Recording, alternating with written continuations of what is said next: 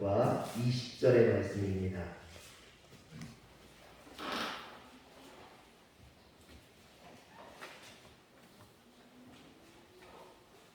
저와 한 절씩 교독하겠습니다.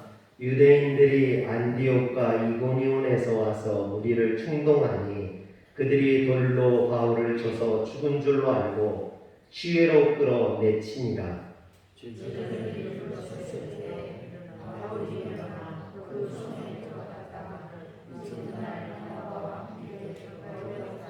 아멘. 여러분, 예수님을 믿으면 복을 받는 것을 믿습니까? 예수님을 믿으면 형통하는 줄 믿으십니까? 아멘. 여러분, 이것이 진리입니다.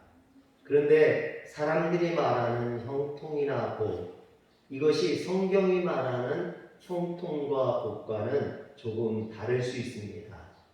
제가 첫 목회를 했던 강산교회는 온양 영인산 밑에 있는 교회입니다.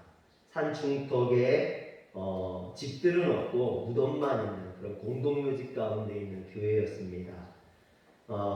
흙벽돌로 지어진 함석 지붕에 바람 불면 막 함석이 떨어서 소리가 나고 비가 오면 그 빗소리가 얼마나 시끄러운지 예배를 드릴 수 없는 그런 교회였습니다. 성도님이라고는 할머니들 3분, 그것도 2분이 돌아가시고 나중에는 1명으로 시작했습니다. 한 달 사례비가 5만 원이었어요. 여러분, 무슨 50년 전 6.25 때 얘기가 아닙니다. 20년 전 얘기예요. 근데 제가 서울에서 이제 사역을 하다가 거기에 이제 담임 목사로 와달라 해서 처음 이제 부임하고 그리고 이제 이사를 하게 됐습니다. 이사를 하고 저희 가족들이 이제 단독 목회 나간다 하니까 다 왔어요. 와서 보니까 그런 거예요.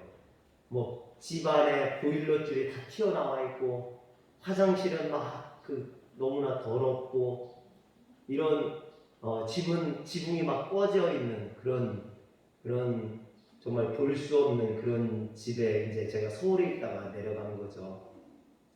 그랬더니 저희 어머니가 와가지고는 혼자 교회 뒤에 가서 막 우셔요. 그래서 제가 가서 달랬더니 저한테 하는 말씀이 너 꼭 목회해야겠니? 너보다 공부를 못한 애들도 직장 생활하면서 돈만 잘 버는데 너는 남들보다 못 배운 것도 아닌데 왜 이런 곳에서 이 고생을 하며 살려고 하니? 다시 생각해봐. 지금이라도 다른 직장 알아보자. 저한테 그러시는 거예요. 그때 제가 어머니에게 한 말이 뭐냐면 어머니, 하나님이 저를 목회자로 부르셨어요. 제가 어떻게 다른 일을 할 수 있겠습니까? 죄송해요. 제가 돈을 많이 벌어서 어머니를 효도하고 싶은데 저는 그럴 수가 없어요. 그러니까 저한테 물질에 대해서 기대하지 마세요. 제가 그랬어요. 그러니까 어머니가 막 답답하시죠. 참 안쓰럽고 참 안타깝고 그런 겁니다. 젊은 사람이 산속에서 다 쓰러져가는 교회에 여러분 저하고 저희 집사람하고 지금도 젊지만 그때는 정말 30대 초반에 젊은 그리고 저희 소연이가 난지 이제 100일도 안 되는 그 아이를 안고 내려갔으니 그런 사람이 그런 산속에서 와서 산다가니까 여러분 얼마나 이게 불쌍해 보이고 이해가 안 가겠습니까? 여러분 그런데 저에게는요 그 시간이 잊혀지지 않는 시간이에요. 저에게는 그 어떤 시간보다도 참 많은 은혜를 받았던 그런 축복을 받았던 그런 시간입니다. 세상 사람들이 보는 것과 하나님이 보는 것은 분명히 다르다라는 겁니다. 오늘 말씀 19절에 보면 유대인들이 안디옥과 이고니온에서 와서 무리를 충동하니 그들이 돌로 바울을 쳐서 죽은 줄로 알고 지회로 끌어 내치니라 하겠습니다.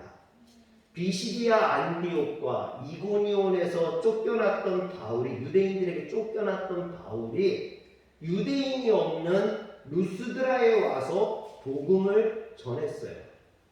그리고 그곳에서 나면서 단 한 번도 일어나 걸어본 적이 없는 선천성 하반신 마비자를 예수 그리스도의 이름으로 일으켰단 말이에요.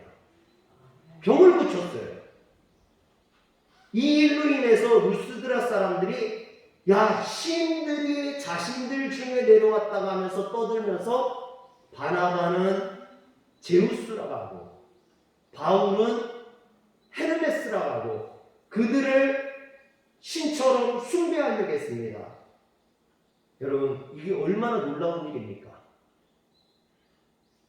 하반신 마비자, 생전 한 번도 일어나 본 적이 없는 사람이 일어나서 걷고 뛰면서 하나님을 찬양하니 이 얼마나 놀라운 일이에요.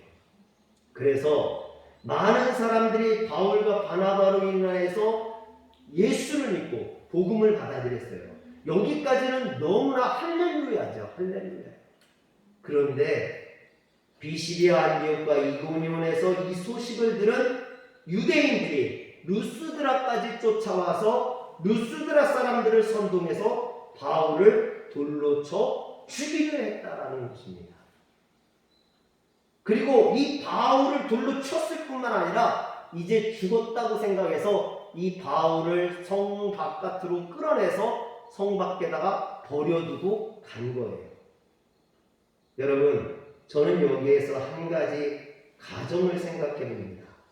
만약 바울이 다메섹으로 가다가 빛 가운데 역사하신 주님을 만나지 않았다면 그의 인생이 어떻게 되었을까? 분명히 지금하고는 많이 달라졌겠죠. 어쩌면 그는 유대교에서 승승장구해서 높은 자리에 올라가고 남부럽지 않게 떵떵거리며 살 수 있었을지도 모릅니다. 그런데 다메섹 도상에서 빛 가운데 역사하신 예수님을 만나고 바울의 인생은 완전히 달라졌습니다. 바뀌었어요. 세상적인 부귀와 명예, 성공을 다 포기하고 자신이 원하는 길이 아닌 하나님이 원하는 길, 하나님을 알지 못하는 사람들을 위한 그들에게 복음을 전하는 길, 그 일을 위해서 희생하고 헌신하는 그런 삶을 살게 되었다라는 것이죠. 여러분, 그렇다면 바울이 이런 삶을 산다면, 예수를 믿으면, 처음에 뭐라고 했습니까? 예수 믿으면 복 받는다, 형통한다. 그러면 바울이 예수님을 믿고 나서 빛 가운데 역사하신 그 예수님을 만나고 나서 형통했느냐라는 거예요. 복을 받았느냐라는 것이죠. 여러분, 바울이 예수님을 만나고 복을 받았습니까? 왜 아멘을 안 하세요? 예수 믿으면 형통한다면서요. 예수 믿으면 복 받는다고 했잖아요. 할렐루야. 여러분, 왜 대답을 안 하시는지 알아요. 바울의 인생이 복받은 인생이 못 되었죠. 왜냐하면 빛 가운데 역사하신 예수님을 만나고 다메섹에 들어가서 이 다메섹에서부터 복음을 전했는데 어떻게 됐습니까? 그 다메섹에 있는 유대인들이 바울을 죽이려 함으로 바울이 야간동안 투하하잖아요. 다메섹에서 밤에 성 밖으로 광주리를 매달아서 도망가는 그런 일이 벌어지죠. 예루살렘에 들어가서 예루살렘에 있는 제자들과 친분을 맺고 거기서부터 복음 전도의 사역을 감당하려고 했지만 예루살렘에서도 유대인들이 이 바울을 죽이려 함으로 바울이 어떻게 됩니까? 거기에서 고향 다소로 도망가죠. 고향 다소로 도망가서 다소에서 고향에서 10년 넘게 숨어 지내게 됩니다. 큰 꿈을 안고 내가 예루살렘의 성경에서 한번 멋지게 성공하는 인생을 살아보겠다고 갔던 바울이 결국은 실패하고 고향에 들어와서 숨어서 지내는 그런 인생이 되었잖아요. 그런데 여러분, 그 숨어 지내는 인생에게 누가 찾아와요? 바나바가 찾아오죠. 그래서 이 바나바가 바울을 데리고 안디옥에 가서 목회를 하고, 그리고 이 안디옥에 가서부터는 이제 어떻게 합니까? 복음 사역을 시작하죠. 전도 사역을 시작합니다. 그래서 1차 전도 여행을 떠나서 큰 꿈을 안고 내가 복음으로 이 세상을 변화시켜 보겠다 떠나지만 어떻게 됩니까? 버가에서 풍토병에 걸려요. 그래서 복음을 전하지 못합니다. BCE 안디옥 가서 복음을 전했지만 거기에서 쫓겨나요. 이고니온에 가서 복음을 전했지만 거기서도 쫓겨나요. 루스드레에서 어떻게 했습니까? 루스드레에서는 돌에 맞아서 죽게 되는 거예요. 예수 믿고 복을 받는 게 아니라, 예수 믿고 형통하는 게 아니라 쫓겨나고 죽을 고비를 넘기고 돌에 맞고 핍박받고 살해 위협을 당하고. 여러분, 그런데 만약 이런 모습을 바울의 부모가 봤다면 어떻게 했을까요? 저희 어머니가 제가 있던 교회에 와가지고 막 울었던 것처럼 바울이 이렇게 돌에 맞고 매를 맞고 그런 것을 보면 그 부모의 마음이 어떻겠어요? 아마 가만히 있지 않았을 겁니다. 바울의 바지가랑이라도 붙들고 늘어지면서 내가 너를 어떻게 키웠는데, 그렇게 힘들게 예루살렘 유학까지 시켰는데 네가 어떤 아들인데 이런 고생을 하냐. 더 이상 예수 믿지 말아라. 복음 전도의 삶을 살지 말라. 이렇게 만류했을지도 모르겠습니다. 그런데 여러분, 성경이 사도행전 14장 19절로 끝났다면 우리는 복음이고 뭐고 다 버려야 마땅할 거예요. 야, 예수 믿는 삶, 바울이 예수 믿고 되어지는 일들 보니까 난 예수 못 믿겠다. 여러분, 우리도 복음 내팽개치고 도망가야 맞습니다. 하지만 여러분, 바울의 인생이 여기에서 끝나지 않는다라는 거예요. 할렐루야. 성경이 사도행전이 14장 19절로 끝나지 않는다라는 거예요. 여러분, 20절이 있다라는 거예요. 20절을 보세요. 제자들이 둘러섰을 때 바울이 일어나 그 성에 들어갔다가 이튿날 바나바와 함께 더베로 가서. 바울의 인생은요 19절에서 끝나지 않습니다. 돌에 맞아 죽은 것으로 끝나지 않는다는 거예요. 그 자리에서 일어나는 역사가 있는 줄 믿으시길 바랍니다. 사랑하는 성도 여러분, 우리가 예수 믿으면서 어려움 당할 수 있어요. 고난 당할 수 있습니다. 근데 중요한 것은 그 자리에서 일어나시기 바랍니다. 여기에서 보면 20절에 보면은 제자들이 둘러섰을 때 그랬어요. 이 제자들은 지금 바울을 돌로 친 사람들을 의미하는 게 아닙니다. 이 제자들은 바울이 전한 복음을 듣고 예수를 영접한 사람들이에요. 근데 이 사람들은요 복음을 영접했지만 아직 능력이나 확신이 없어요. 그래서 바울이 돌에 맞을 때 나서는 자가 한 사람도 없었어요. 바울을 돌로 치고 돌로 쳤던 사람들이 떠나가고 난 뒤에야 이제 바울의 시체를 어떻게 장사 지내야 되나 그것 때문에 모여든 사람들이에요. 지금 바울을 장사하려고 모여든 사람들이라는 거예요. 그런데 그 가운데서 누가 일어났어요? 죽은 줄 알았던 바울이 일어났다라는 거예요. 할렐루야. 여러분, 여기에서 일어나다에 쓰인 헬라어가 아니스테미라는 말인데 일어나다 또는 일으켜 세우다라는 뜻이 있어요. 이 단어는요 두 가지 의미예요. 스스로, 내 스스로 일어나다라는 의미도 있고요. 또는 다른 사람이 나를 일으켜 세우다라는 뜻도 있어요.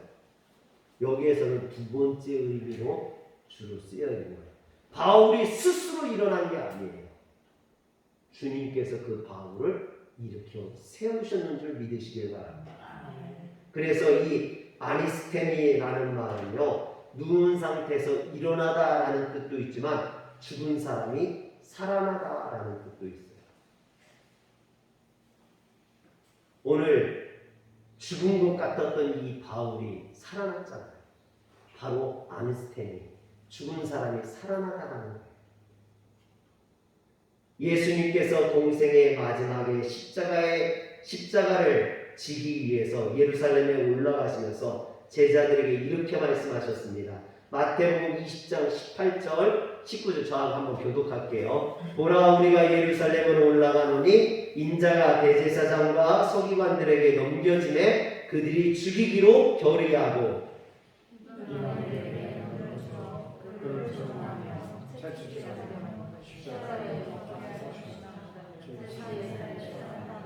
아멘. 예수님께서 자신이 예루살렘에 올라가서 되어질 일들을 이야기하시면서 본인이 십자가에 못 박혀 죽게 될 것이지만 제3일에 살아나리라 그랬어요. 여기에서 살아나리라 라는 말이 아니스테미예요. 예수님의 부활을 같은 바울이 죽었다 일어났던 그 말과 같은 말이 쓰였다는 거죠. 또 요한복음 11장 25절에서 26절에 보면 이 아니스테미가 또 나옵니다. 예수께서 이르되 나는 부활이요 생명이니 나를 믿는 자는 죽어도 살겠고 무릇 살아서 나를 믿는 자는 영원히 죽지 아니하리니 이것을 내가 믿느냐. 여기서 부활이라는 말이 바로 아니스테미의 명사형인 아나스타시스라는 말이에요. 오늘 본문에서 돌팔매질을 당한 바울이 실신한 것을 두고 사람들이 죽은 것으로 착각했죠. 여러분, 그런데 많은 학자들이 이것에 대한 의문을 제기해요. 진짜 바울이 그냥 죽은 것처럼 보이는 것이냐, 진짜 죽었던 것이냐 알 수 없다라는 거예요. 죽은 것처럼 보였다가 하나님이 다시 일으킨 것일 수도 있고 진짜 죽었다가 하나님이 다시 살리신 것일 수도 있다는 거죠. 그래서 어떤 학자들은 이 바울이 예수의 부활을 경험했다라고 이야기합니다.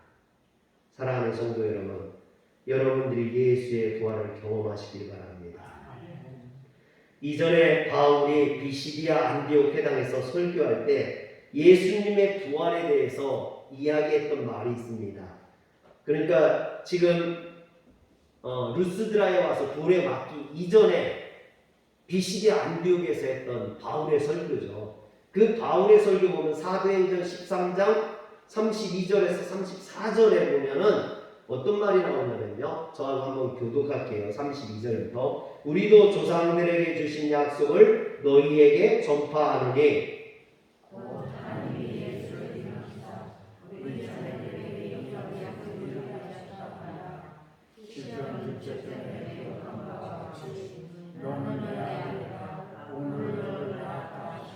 또 하나님께서 죽은 자 가운데서 그를 일으키사 다시 썩음을 당하지 않게 하실 것을 가르쳐 이르시되 내가 다윗의 거룩하고 미쁜 은사를 너희에게 주리라 하셨으며. 아멘. 여러분, 여기에 보면은 하나님께서 죽은 자 가운데서 그를 일으키사라는 말이 두 번이나 나와요. 여기에서 일으키사라는 말이 바로 아니스테미라는 말이에요. 죽은 자를 일으킨다고 설명했던 그 바울이 진짜로 죽은 가운데서 하나님이 그를 일으켜주심을 경험했다는 겁니다. 인간의 죄값을 대신 치르기 위해 십자가에 못 박혀 돌아가신 예수님을 하나님께서 죽음 가운데서 다시 일으켜 세우셨다는 것은 여러분 바울 믿음의 핵심이에요. 오늘 우리 믿음의 핵심이 되어야 될 줄 믿으시길 바랍니다. 오늘 우리는 그래서 부활신앙을 가져야만 합니다. 부활의 믿음을 가져야만 합니다. 다시 말하면 예수 그리스도께서 걸어가신 그 십자가의 길을 걷기만 하면 설령 죽음과 같은 상황을 만난다 할지라도 죽음 한가운데서 예수님을 다시 일으키신 하나님께서 바울을 일으켰듯이 오늘 우리도 일으켜주실 줄 믿으시길 바랍니다. 그래서 바울은 예수님을 믿고 세상에서 가장 비참하고 괴로운 인생을 사는 것 같아 보이지만 사실은 그가 가장 영광의 삶을 살았고 부활의 삶을 살았다는 거예요. 세상 사람들이 보기에는 예수 믿고 제 인생 망쳤어 그렇게 보이지만 누가 부활의 영광을 먼저 경험했습니까? 바울이 그 부활의 영광을 경험했다는 거예요. 이것보다 더 큰 영광이 어디 있습니까? 바울 또한 이런 것을 알았기에 그는 수많은 위험과 괴로움을 당하고 돌에 맞고 매질을 당하고 감옥에 갇혔어도 주님을 떠나지 않고 평생 주님의 길을 걸을 수 있었던 겁니다. 그래서 바울이요 고린도 교회 성도들에게 뭐라고 권면을 하냐면 고린도 후서 4장 8절에서 11절에 보니까 저 교독하겠습니다. 우리가 사방으로 우겨쌈을 당하여도 쌓이지 아니하며 답답한 일을 당하여도 낙심하지 아니하며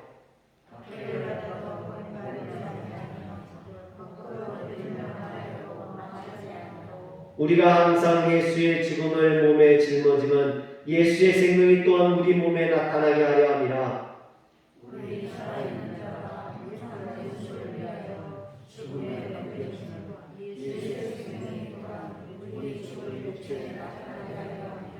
아멘.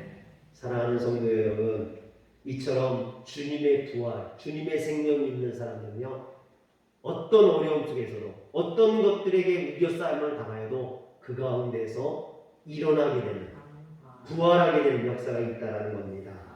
그래서 바울은 예수 그리스도의 길을 쫓기 위해서라면 어떤 박해도 어떤 죽음의 상황도 두려워하지 않고 자신을 그곳에 헌신하고 희생함으로 이겨낼 수 있었던 겁니다.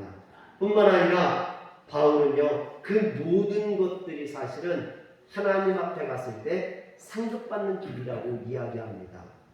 그래서 디모데후서 4장 7절에서 8절에 보면 나는 선한 싸움을 싸우고 나의 달려갈 길을 마치고 믿음을 지켰으니 이제 우리는 나를 위하여 의의 면류관이 예비되어 있으므로 주 곧 의로우신 재판장이 그날에 내게 주실 것이며 내게만 아니라 주의 나타나심을 사모하는 모든 자에게도니라. 아멘. 사랑하는 성도 여러분, 오늘 우리가 부활의 예수님을 믿는다면 우리의 인생은 복받은 인생입니다. 오늘 우리가 예수를 믿음으로 우리의 인생은 형통하는 인생이 될 겁니다. 그 어떤 악한 것들이 우리를 에워싸고 우리를 어렵게 하고 괴롭게 할지라도 우리 인생을 힘들게 한다 할지라도 여러분 주님께서 우리를 일으켜 주실 줄 믿으시길 바랍니다. 그 모든 것 가운데서 우리를 지켜주실 줄 믿으시길 바랍니다. 이 코로나로 어려운 이 시대에 믿음을 지키는 성도들에게 하나님께서 의의 면류관을 주실 줄 믿으시길 바랍니다. 기도하겠습니다.